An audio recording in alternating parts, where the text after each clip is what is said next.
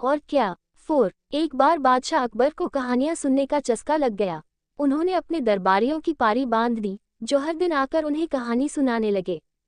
अकबर को जल्दी नींद नहीं आती थी, इसलिए वे देर रात तक लंबी कहानियां सुनना पसंद करते थे। किसी भी कहानी से उनका मन भी जल्दी नहीं भरता था।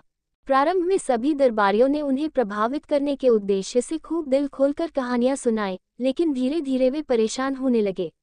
लेकिन बादशाह से कौन क्या कहता, डर के मारे सबकी जुबान बंद थी। सबको बस इंतजार उस दिन का जब बादशाह का कहानियों का चस्का खत्म हो जाए और उनका इस आफत से पीछा छूटे। एक दिन बीरबल की कहानी सुनाने की पारी आई। वह बादशाह अकबर के कक्ष में गया और कहानी सुनाने लगा। अकबर की बीरबल से अन्य दरबारियों की तुलना में अधिक अपेक्षा थी। बीरबल ने अकबर को छोटी छोटी कई कहानियां सुनाई, लेकिन अकबर का मन नहीं भरा। उन्होंने बीरबल से कहा, बीरबल तुम हमारे सभी दरबारियों में सबसे बुद्धिमान हो। तुम हमें कोई लंबी और सबसे हटकर ऐसी कहानी सुनाओ जो हमने कभी न सुनी हो। बादशाह का हुक्म बजाना बीरबल का कर्तव्य था। उसने जी हुजूर कहकर कहानी सुनना शुरू किया। अकबर भी बड़े ध्यान से कहानी सुनने लगे। जब भी बीरबल कहानी समाप्त करने का प्रयास करता, अकबर कहते और फिर बीरबल को उसमें कुछ और किस्से जोड़ने पड़ते। ऐसा करते करते रात हो गई। बीरबल को नींद आने लगी। वह घर जाकर सोना चाहता था, लेकिन अकबर की आंखों से नींद कोसों दूर थी। वे बड़े चाव से कहानी सुन रहे थे और बार बार और फिर कहकर कहानी खत्म होने ही नहीं दे रहे थे। बीरबल समझ गया कि बादशाह ऐसे नहीं मानेंगे। उसे कुछ ऐसा करना होगा कि वे खुद ही उसे वहां से भगा दें। कुछ सोचने के बाद वह बोला, जहांपनाह, मैं अब आपको एक नई और सबसे हटकर कहानी सुनाता हूँ। यकीन जानिए आपने पहले कभी ऐसी कहानी नहीं सुनी होगी। अकबर की उत्सुकता बढ़ गई। बीरबल कहानी सुनाने लगा। एक समय की बात है। एक गांव में एक किसान रहता था। उसने अनाज रखने के लिए एक बड़ी सी कोठरी बना रखी थी।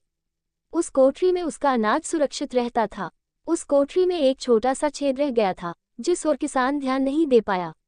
एक दिन एक चिड़िया उस छेद से कोठरी में जा घुसी और अनाज का एक दाना लेकर उसी छेद से फुर करके बाहर उड़ गई। और फिर अकबर उत्सुक होकर बोले, फिर दूसरी चिड़िया आए और वह भी कोठरी में से दाना लेकर उड़ गई। फुर, बीरबल बोला।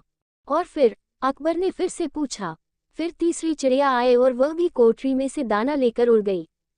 फुर, बीरबल बोला।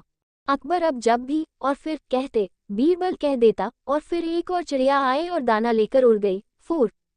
अकबर को और क्या करते करते और बीरबल को फुर करते बहुत समय बीत गया। कहानी फुर से आगे बढ़ ही नहीं रही थी। आखिरकार अकबर खींचकर बोले, ये क्या फुर लगा रखा है, आगे की कहानी बताओ। जहांपनाह, आप इतने में ही तंग आ गए।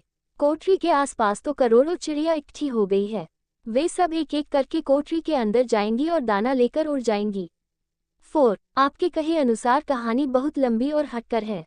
फुर सुनकर अकबर पहले ही बहुत खींच चुके थे।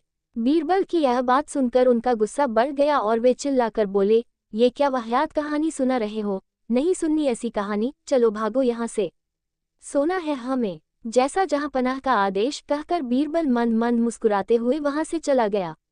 सीख, किसी भी तरह की समस्या हो, बुद्धिमानी से काम लेने पर उसका हल निकल ही आता है।